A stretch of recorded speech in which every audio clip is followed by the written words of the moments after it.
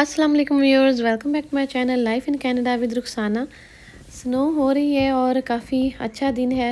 Temperature भी बहुत ज़्यादा नहीं है, तो मैंने सोचा वॉक करते हैं और साथ में वीडियो बनाती जाती हूँ और आपको भी दिखाती हूँ। लेकिन साथ साथ आप स्नो को एंजॉय करें, देखें।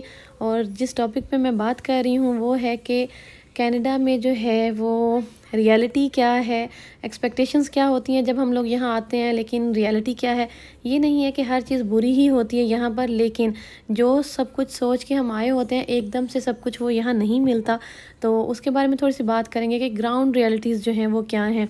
तो सबसे पहले जो बात मैं करूँगी वो सबसे मेन चीज़ है यहाँ पे जो फेस करनी पड़ती है आके, वो है तन्हाई, लोनलीनेस बहुत ज़्यादा फील होती है। क्योंकि जैसे ही आप आते हैं बहुत ज़्यादा मिलने जुलने वाले आपके नहीं होते यहाँ पे, और फैमिलीज़ भी ऐसी नहीं होती कि जिनको आप जानते हैं या कुछ भी ऐसा। तो स्टार्टिंग में फिर थोड़ा स्ट्रगल वाला टाइम भी आपका चल रहा होता है, बहुत सारी चीज़ें आपके लिए नई होती हैं और बहुत सारे लोग भी काफ़ी नए होते हैं। तो पाकिस्तान में तो ये होता है कि आपको कोई फैमिली फंक्शन आ गया, कोई रिश्तेदार आ गया, बहन भाई आपके आ गए। लेकिन यहाँ पर ऐसा कुछ नहीं होता स्टार्टिंग में ख़ास तौर पे। और फिर आहिस्ता आहिस्ता ये कि आपके कॉन्टेक्ट्स बन जाते हैं, फिर आप उनसे मिल लेते हैं। और ये कोई फंक्शन कुछ ऐसा नहीं होता। तो यहाँ पर ये थोड़ा सा है कि आपको थोड़ी सी तन्हाई जो है वो बहुत ज़्यादा फ़ील होती है शुरू में आके। समटाइम तो बहुत ज़्यादा आप बोरियत भी फ़ील करते हैं और रोना भी आता है, आप बैक होम को भी बहुत ज़्यादा मिस करते हैं। तो उसके लिए एक जो थोड़ी यूज़फुल चीज़ है उस वो यही है कि आप फेसबुक ग्रुप्स बने हुए हैं काफ़ी ज़्यादा यहाँ पे। तो जैसे ब्रैम्पटन, मिसिसागा, जीटीए का अलग से है, लंदन एरिया जहाँ मैं रह रही हूँ तो इनका भी एक ग्रुप है। तो यहाँ पे फिर मैंने तो ये किया था कि मैंने पोस्ट डाली थी जब मैं लंदन में मूव हुई थी कि कुछ अच्छे फ्रेंड्स के लिए। तो उससे काफ़ी होता है कि आप में कितना पोटेंशियल है लोगों के साथ मिलने का, जो ज़्यादा बढ़ाने का। तो उससे फिर ये होता है कि आपको अच्छे फ्रेंड्स मिल जाते हैं। तो अब तो व्हाट्सएप ग्रुप्स भी काफ़ी बने हुए हैं। तो ये थोड़ा सा है कि आपको थोड़ा सा भी सोशल होना पड़ता है, ख़ुद से एक एफ़र्ट करनी पड़ती है। लेकिन स्टार्टिंग में ये है कि यहाँ हर बंदा वैसे बहुत बिजी होता है अपनी डेली रूटीन लाइफ में, वीकेंड में ही टाइम मिलता है एक दूसरे से मिलने का। तो ये एक मेन चीज़ है जो बहुत ज़्यादा फेस करनी पड़ती है। तो जब भी पाकिस्तान से, इंडिया से, जहाँ से भी आप आ रहे हैं, जिस भी कंट्री से, तो कनाडा में आके ये नहीं होगा कि आते ही आपको हल्ला गुल्ला मौज मस्ती मिलेगी। आपको पहले आके स्ट्रगल करनी है, कुछ कमाना है, उसके बाद फिर कॉन्टेक्ट्स, क्योंकि मिलना जुलना भी है, वो भी आप पैसों के बगैर नहीं इतना ज़्यादा कर सकते।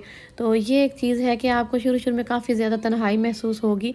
तो इसके लिए अपना माइंड जो है वो प्रिपेयर करके आना चाहिए। और दूसरी जो चीज़ है वो ज़्यादा मर्द हज़रात के लिए है, उनके लिए जिन्होंने जॉब्स करनी है। औरतों के लिए भी, जो वर्किंग वुमेन है उनके लिए भी है कि आते ही आपको वैसी जॉब नहीं मिलेगी जैसी आप बैक होम में कर रहे होते हैं। यहाँ सम टाइम लक हो तो आपको मिल भी जाती है, लेकिन क्योंकि यहाँ की स्टडी करनी होती है उसके अकॉर्डिंग, अगर आप पीआर हैं तो उसके अकॉर्डिंग फिर आपने कुछ ना कुछ ऐसा कोई डिप्लोमा, कोई कोर्स वगैरह करना होता है, जिसके बाद फिर आपको आपकी जो फील्ड की जॉब है वो मिलती है। लेकिन स्टार्टिंग में फिर क्या होता है, आपको समटाइम लेबर वर्क भी करना पड़ता है, और जॉब्स जो होती हैं तो वो बहुत बेसिक जो सैलरी के साथ जॉब्स होती हैं तो वो भी करनी पड़ती हैं। तो मतलब जो आपका एक अपनी पोजीशन को जो आप वहाँ एंजॉय करते हैं तो वो आप यहाँ आते साथ नहीं कर सकते। तो ये एक मेन चीज़ होती है, और ये चीज़ काफ़ी समटाइम माइंड को अपसेट करती है, क्योंकि आपको फील होता है। हाँ, लेकिन ये है कि रिस्पेक्ट का लेवल जो है वो आपको, किसी तरह की भी जॉब है तो ऐसे नहीं होगा जैसे हमारे बैक होम में होता है कि कोई ऐसी जॉब है जिसकी पे कम है या लेबर वर्क है तो आपको ये फील हो कि आपको इस तरह से ट्रीट किया जा रहा है। यहाँ ये चीज़ नहीं है। लेकिन ये ज़रूर है कि आपको बिल्कुल बेसिक और जो लेबर वर्क होता है वो भी आपको करना पड़ेगा, थोड़ा मेहनत वाला होता है ख़ासा। तो स्टार्टिंग में जो है वो स्ट्रगल काफ़ी ज़्यादा होती है। तो इसके लिए माइंड बना के आना है कि आते ही ये नहीं है कि आप डॉलर जो है वो छापना शुरू कर देंगे, ये नहीं होता यहाँ पे। और उसके अलावा ये कि यहाँ के रहने वाले लोग महंगी महंगी गाड़ियाँ रखते हैं और ब्रांडेड कपड़े पहनते हैं, आईफोन लेते हैं और बड़े बड़े घर हैं। तो ये चीज़ें आते ही नहीं होती, क्योंकि जब आप आते हैं आपकी एक बेसिक सैलरी होती है। वैसे तो आपको क्रेडिट मिल जाता है, लोन मिल जाता है आपकी बेसिक सैलरी के साथ भी बैंक से।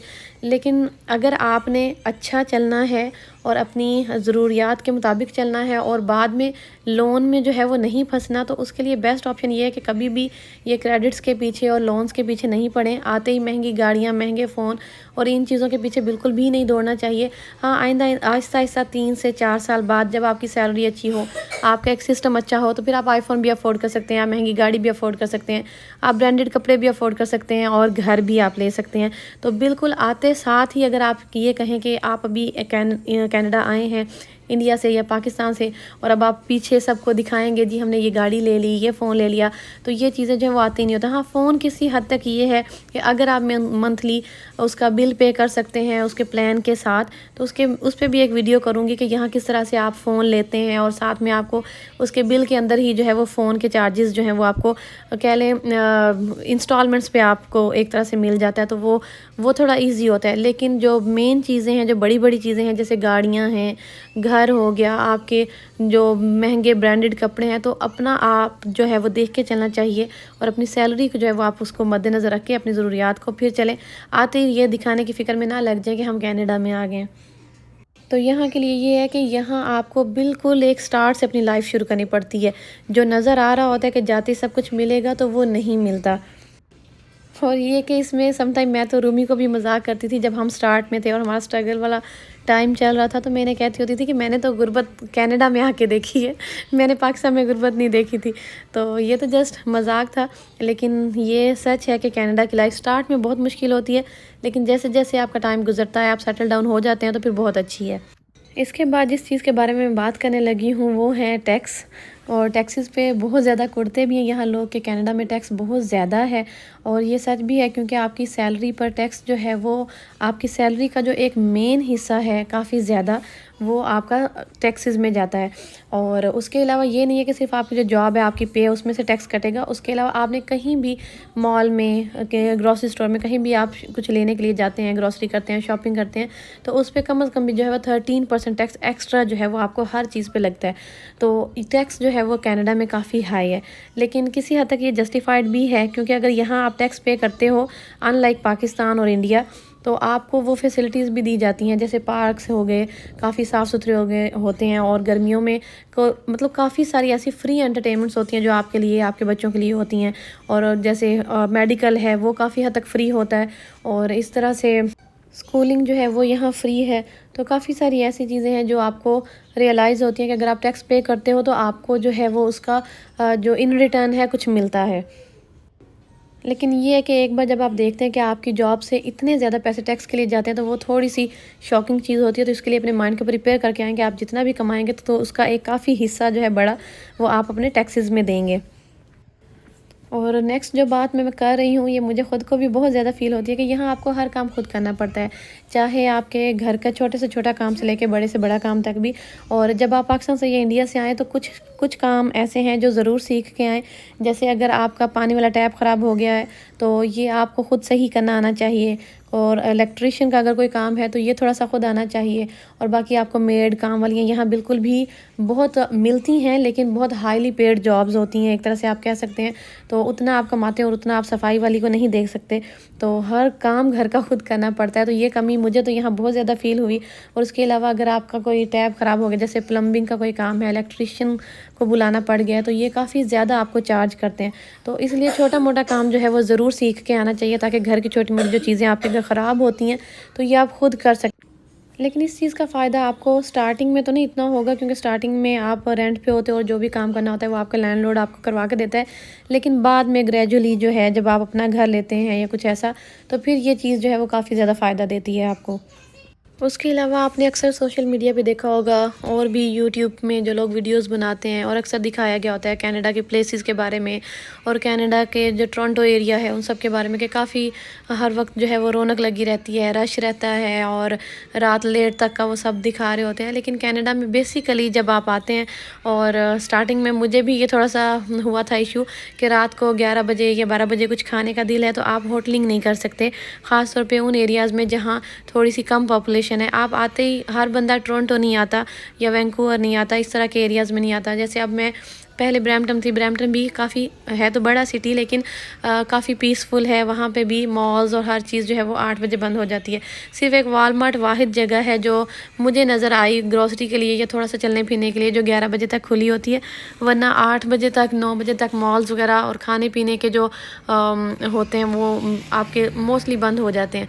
तो 11 बजे और मैक्सिमम 11 बजे के बाद तो आपको कोई होटल कुछ भी नहीं मिलेगा खाने पीने को। कभी हाँ, अगर पिज़्ज़ा आपने खाना है तो वो कुछ देसी जो हमारे यहाँ उनकी शॉप्स होती हैं जो रात को 1-2 बजे तक खुली होती हैं, बट बाकायदा आप फिरना घूमना और अगर आपका चहलकदमी करने का दिल है, मतलब थोड़ा सा रौनक मेला देखने का दिल है, तो वो आपको जो है वो 8 बजे के बाद नहीं नज़र आएगा, क्योंकि सब लोग यहाँ सुबह ज़्यादातर ये है कि जॉब्स जो हैं वो मॉर्निंग में जल्दी स्टार्ट होती हैं और रात में भी लोग जल्दी सो जाते हैं। तो जो एक रौनक और जो एक हसल बसल आप फील करेंगे कि आप आ रहे हैं और जब आपका दिल किया आप आधी रात को उठ के और आप घूमने फिरने चले जाएंगे, तो यहाँ ऐसा कुछ नहीं है। हाँ, टोरंटो के जो एरियाज़ हैं जैसे डाउनटाउन है, जो मेन उनके एरियाज़ हैं, वो वहाँ भी ज़्यादा रौनक या कुछ ऐसा रहता है, तो वो उनके वीकेंड्स पे ही होता है, तो वो रौनक उन्हीं के टाइप की होती है। लेकिन हमारी इंजॉयमेंट के लिए वो चीज़ें नहीं होती। बस ये माइंड नहीं बना के आना कि जब दिल किया होटलिंग होगी, जब दिल किया घूमना फिरना होगा, तो ऐसा नहीं होता। ज़्यादातर जो है वो आपका टाइम जो है वो थोड़ा पीसफुली गुजरता है और उसमें समटाइम बोरिंग भी होती है। और वही वाली बात कि आप तन्हाई फिर बहुत ज़्यादा फील करते हैं। तो ये स्टार्टिंग में ये वो सारी चीज़ें हैं जिनके लिए माइंड प्रिपेयर होना चाहिए जब कनाडा आएँ तो।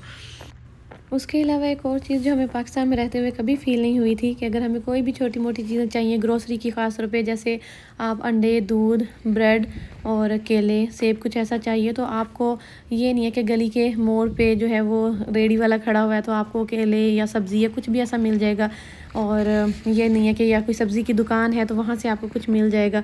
यहाँ पे ऐसा कुछ नहीं है, बाकायदा ग्रोसरी स्टोर में जाना पड़ता है। यहाँ बहुत खुश हो कि हम वीडियोज़ देखते हैं, ओ इतने बड़े बड़े ग्रोसरी स्टोर्स हैं, इतनी वैरायटी है, सब कुछ है।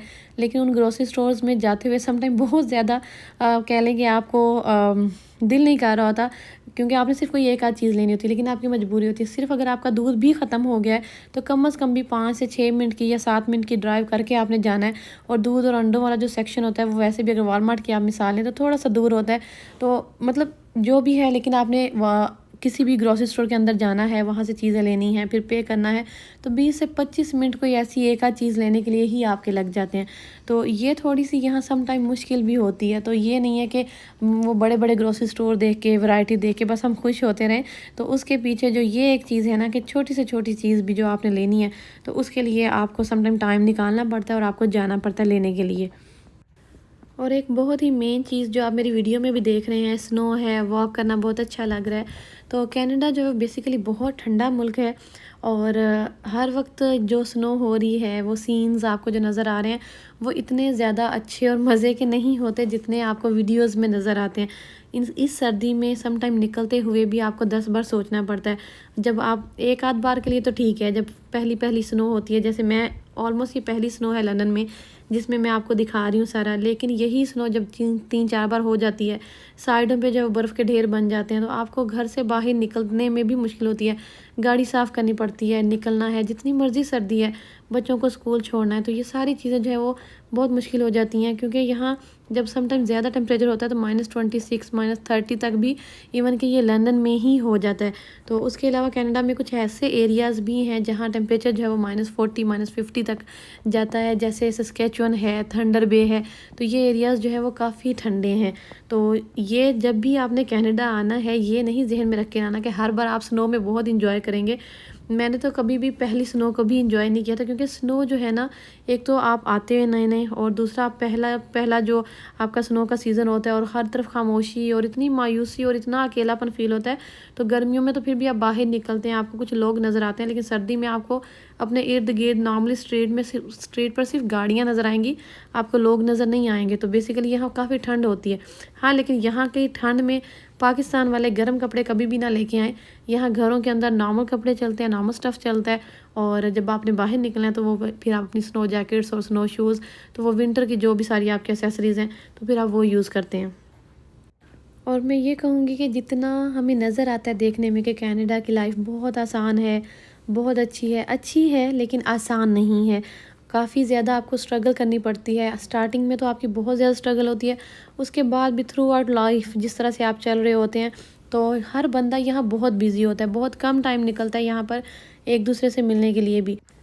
और एक और चीज़ कि जब हम कनाडा में आते हैं तो पाकिस्तानी करेंसी का या इंडियन करेंसी का और कनाडा की करेंसी का काफ़ी फ़र्क होता है। तो स्टार्टिंग में हम आते हैं, हम हर चीज़ को कन्वर्ट कर कर के देखते हैं।